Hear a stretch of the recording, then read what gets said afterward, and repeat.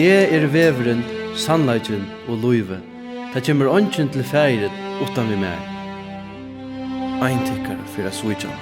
Gåan dagen hattur det herrar. Judas Iskariot. Hvordan mykje vil jeg til at jeg med får for jam? Jesus ur Nazaret, tidsen og bunten. Hva ilt hever hesen maver gjørst? Herfyr i eion tekka. Ikke mer hendene. Fyre gjev daimon! Tar vi ikke hva det gjerra! Hatt Jesus! Du lever! Sannelig, han risen opp! Kom nu og så ikke steg her Herren la. Hva var det så? Frigjør ver vittig. Jeg vet ikke hva jeg skal halte. Hette alt og godt til å være sagt. Det fullgjørst. Skurres det, langa frutja det og påska det klokkan 13.30 av radio.fo.